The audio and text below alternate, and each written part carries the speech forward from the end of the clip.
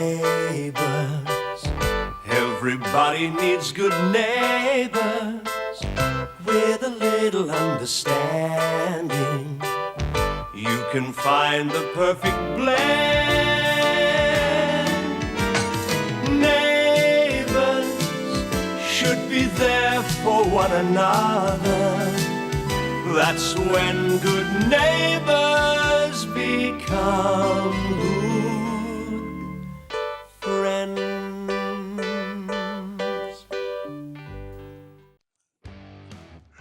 Never gonna learn all this, not with only a couple of minutes to go before the exams. I'm cool about it. Oh, I'm cool about it. You would be, you don't care. No.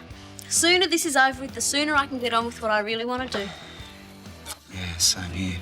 You can write me up in your newspaper when I'm rich and famous. Oh, you're gonna pose for page 3, are you? Get out of it. Just joking. Oh, don't tell me. Mrs. Mangle's furious about what happened. Furious is an understatement. She's going to send Jane away. What? Where to? Oh, her other grandmother's place? And what's that going to achieve? Keep her away from me, I suppose. This is all Sue Parker's fault. Yeah, she started the whole Oh, thing. that's not going to help me any, is it? Poor Jane. Gee, they're home early. Hi. I'm glad I caught you all together.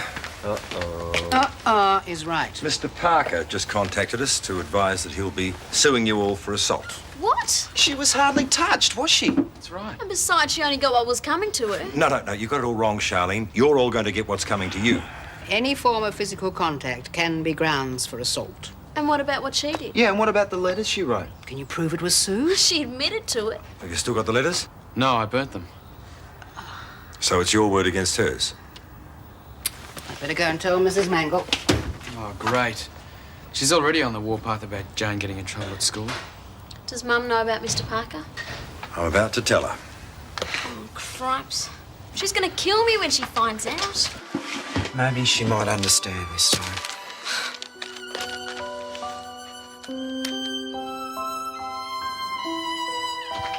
I thought you might have brought your wife. No? This is Mrs. Mitchell, Mr. Parker. You're Max Ramsay's sister, aren't you? Yes, I am. I might have known the Ramsays would be involved in it somewhere. You're not going to get very far with that attitude. At least I'm a responsible parent. My kids don't go around bashing innocent people. Innocent? That's a laugh. Quiet, Charlie. Why don't you sit down, Bill? I won't be staying long. Mr. Parker, everyone here is genuinely sorry about what happened to Sue. Oh, really? Well, there was some provocation from your daughter in the first place. Indeed. Yes, she'd written some anonymous letters, which caused Mike here a lot of trouble. Could I have a look at them? No, I burnt them. How very convenient. Well, I didn't realise something like this was going to happen, did I? Those letters never existed, did they? They did so. After what your daughter has done, Mr. Parker, I think you've got an absolute hide coming here and throwing your weight around. I intend to throw considerably more weight. I'll be taking this as far as legally possible. Someone has to teach you louts a lesson. Really, Charlene, I just don't know what I'm going to do with you. Love me? Does that already? Now, what if the Parkers decide to sue me? How on earth am I expected to pay? I'll get a job. You are going to stay at school and do your HSC if it kills me. Oh, Mum, it's not that important. You'll thank me later. I just don't know what gets into you. Blame your father for that, Madge. Doesn't come from my side of the family. Don't you start. I'll get it. And don't stay on the phone all night either. No, Mum. Hello. Lenny, it's Shane. I know you're in a bit of trouble. Was it okay to talk? You're a lifesaver. Not that bad, huh? Nothing I can't handle. Well, I've got something else for you. Yeah? Clive's got an idea for getting Grandma and Grandpa back together. Oh, great. What is it? Can you get Grandma talking about the old days? It shouldn't be too hard. Take their mind off you for a while anyway. Yeah, good idea. Okay, look, Granddad's here at the pub, so I'll work on him. Okay, then. Right, bye. Who is that? Oh, it's just Shane. Oh, what did he want? I'll tell you later. Oh. Well, I'm going to go and have a nice, long, relaxing bath. Bet things were different in your day, hey, Gran? What was it like? Oh, the music was different and the fashions, but basically people remain the same. You mean your mum never got off your back either? I used to have to beg her to let me out, then scrimp and save for a piece of ribbon to sew on my dress. Sounds a bit grim. Oh, there wasn't much money around, but we had fun. Yeah? How? Oh, we went to dances. There was always someone who could play the fiddle or the accordion. My goodness. Your grandfather was light on his feet. So what sort of dances did you do? A foxtrot. The waltz was my favourite dance, too. Gramps reckons you've got 2 left feet. Not true. He just says that to annoy me. It looks weird. Not nearly as weird as the Hottentotten you kids do nowadays. And you call it dancing? Come on, try. What's the name of that song? Oh, it's an old one. Nobody'd remember it. It's called Wanting You, Wanting Me. I haven't done that in years. Brings it all back. So what happened after you met Gramps? Oh, we courted for a bit. We were very young, not quite 17. It was during the Depression. We couldn't afford much. Doesn't sound like much of a life. Well, there wasn't much of anything in those days, but somehow we made it into something precious. We had a wonderful life, really, despite the hard times. Your grandfather was such a funny man. Could always coax a laugh out of me. Doesn't sound like you regret marrying him. Well, how can I regret it? Now, I know we weren't married at all. Oh, I don't blame her for turning sour. Why's that? She had a rotten time ever since we were married. Surely there must have been some good times. Hey, the old man reckons you used to have wonderful Christmases. Oh, yeah, there were a few of those. Well, what was it like in 1936? Oh, Jesse Owens won at the Olympics. That should have been the end of Hitler and his rot. But no. We'd had a phony depression that led into a phony war. We worked like dogs during the Depression, me and Edna. For what? So a bunch of politicians could kill off those of us that survived it. What work did you do? Anything I could lay my hands on. Poor Edna. Never knowing where the next penny was coming from. She'd always have a meal on the table, even if it was rabbit. And beer. Lord knows how she managed it. Didn't you have any fun? Didn't seem to be time. Or sometimes we'd go to a dance. Well, tell us about that. Sometimes the local cockies would let us use the shearing sheds for dancing. The floor was greasy from the wool. We'd slip and slide all over the place. Well, what sort of songs did you play? Mainly anything by Kate Smith and John Bowles. Your grandmother was mad about John Bowles. What sort of dances did you do? Oh, we had bumps a daisy. We'd always get a laugh out of that one. Waltzes, foxtrots. What do you want to know all this for? I just thought it'd be good to remember the old days. She was a wonderful dancer, was Edna. She's such a shy thing when we first met. But she just came to life when she was dancing. Yeah? Yeah. Pity it's all changed now.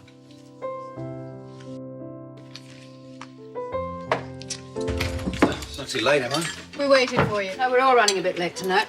Come on, everybody, to the table. Thank you, darling. Thanks a lot. My solicitor can't do anything till Monday. Mr. Parker didn't back down, I take it. Sounds like a very difficult man. Don't worry, Scott. If it had been me, I would have done exactly the same thing. You had better not. What happened? Everything got out of hand, that's all. The headmaster told me that you all admitted that only one person hit Sue. I can't believe that person was you. You can't dob Scott. We're all in this together. Oh, don't be a fool, mate. Mr. Parker can cause a lot of trouble. I mean, if you didn't do it, I don't see why you should have to take the rap. Keep out of it, Paul. No, Paul's right. I don't like the idea of my son being sued for something he didn't do. Dad, I was there. We're all in it together, all That right? was Sue's story, too. All right. I suppose you're old enough to know your own business best. In any case, there's nothing we can do until after the weekend. Now, let's just drop the subject and get on with the meal before it gets cold. Ruth went to a lot of trouble. Smells delicious. Thank you. Come on. Must be the potatoes, mate. Yeah, a mate of mine's got a stack of old slides which should set the mood very nicely.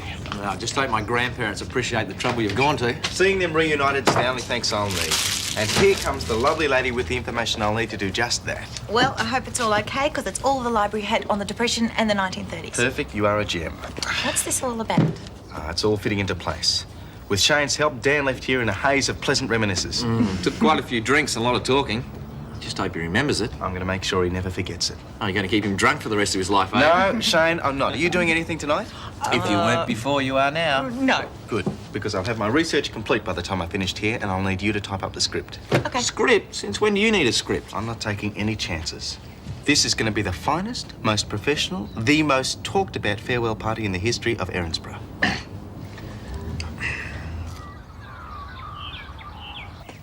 Morning tea, everyone. Just in time. Scones. I knew you were cooking scones. I could smell them. Couldn't concentrate on my paperwork. Hope you like them. They're ace. You're the best cook in the whole world. Oh, your gran's taught me a few tricks since I came here. Shall I pour a tea for Scott? Oh, I wouldn't bother. He's over at Des's place rehearsing with the other kids. Been there since the crack of dawn. Some campaign to try and get Dan and Edna back together again. Yeah, well, that means Scott gets out of sweeping the driveway again, and it's his turn. Now I'll have to do it. Oh, darling, would you rather have a cooking lesson? I have some free time this morning. Ruth's been teaching me a bit. Oh, I'm sorry, Helen. I had nothing else to do. I didn't think you'd mind.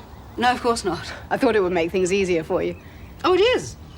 Life's become very easy around here lately. All the meals are cooked. The housework's always up to date. Well, if you'll excuse me, I'll put the washing out. Unless you've already done it. No. Now I've offended her, and that's the last thing I wanted to do. Oh, don't worry. She's just worried about this business with Bill Parker. I'll talk to her. All right, Mike, let's see your part again. No. It's G, not A flat. Come on, do it again. This time, give it some heart. Clive, how am I supposed to give it heart when Mrs. Mangle's sending Jane away? Can't we have a break, mate? We've been going for ages. Yeah, if you make me sing this song once more, I'm not going to have a voice left by this afternoon. You've got to be perfect by this afternoon. We need more time. Oh, excuses. Come on, guys, it's a team effort. A Ramsay Street special. You want to see Dan and Edna happy again, don't you? Yeah, of course we then do. Is it too much to ask you to keep practicing? Charlene, you've got a great voice. Mike, you're terrific with the keyboards. And Scott, you on the Clive, look, guitar. flattery may get you somewhere some of the time, but it's a hard song to learn, mate. All the more reason for you to stop whinging and to get on with it. Come on, I know it's hard, but that's show business. And it's going to mean a hell of a lot to Dan and Edna, even if they don't know it yet. Clive's right. If we're going to do it, we may as well give it everything we've got. All right, let's take it from the top.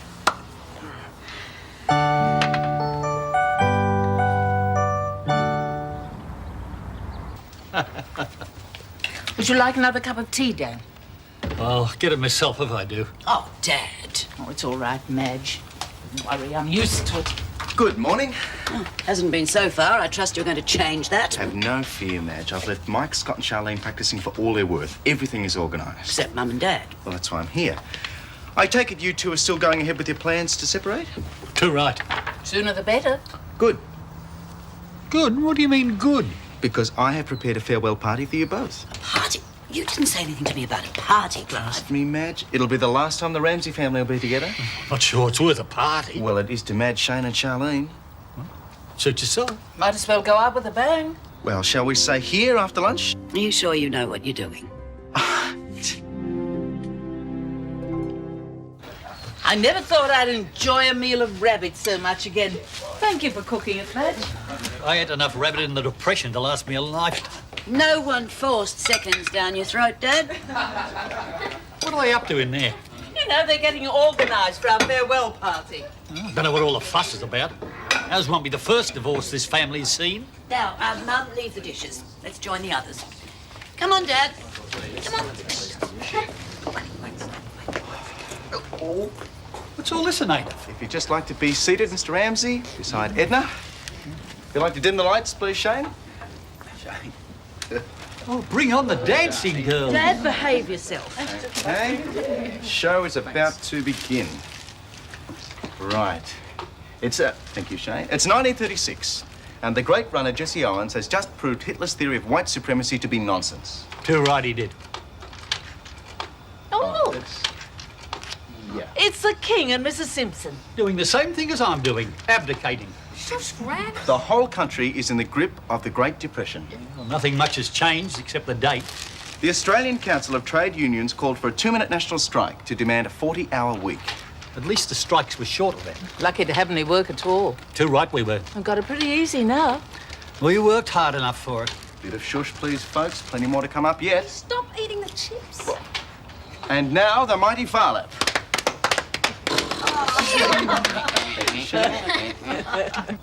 Don't move for a minute or so, Jim. No chance. Why is that? My eyes are glued to the stack of bills I have to pay. Thank you for the loan of the car. I move now? If you must. Did you manage to get everything done? Yes, thank you. I'd like to have a word with you both. If it's about this morning, I want to apologise. There's no need, Helen. I'm afraid I've become a bit of a burden to you all. Nonsense. I do appreciate everything you've done for me. I've managed to sell an emerald ring I had. Why on earth did you do that? You've been very kind, but I can't go on living here for nothing. This is for my board and keep. And I intend to spend the afternoon looking for somewhere else to live. You don't have to do this, Ruth. I'd hate you to leave just because of me. Oh, it's not because of you. I've got to set up on my own sooner or later. Are you sure you've thought this through properly? I mean, you don't get very much for second-hand jewellery, and you're welcome to stay here as long as you need to. In fact, I insist. So no more arguments. I'd be worried sick about you coping on your own. Are you sure? Of course we are. You're 1 in a million. Now that Dan and Edna have decided to part, I think it's only fitting that we go back to the time when they first came together. You really know how to rub it in, don't you? There must have been something about him that attracted your mum. He was a wonderful dancer. You weren't too bad either. Dan and Edna found each other at a dance. Edna was a very shy young girl waiting in the corner, hoping that she wouldn't have to stay there all night, but praying that nobody would ask her to dance. I was scared stiff. It was the first time my mother had allowed me out on my own. My heart was racing. And then Basil Hopkins asked me to dance. Damn cut in. Took a bit of courage, I can tell you. I thought my knees were going to drop off. You made a bow. And then I asked if your dance card was filled in. Oh, look, Darren. Just like we used to be. I tried to pretend that every dance was taken. But I didn't believe that. So he took my card and he filled out his name for every dance. And then I held you in my arms. And we sang as we danced. Well, go on, Dad.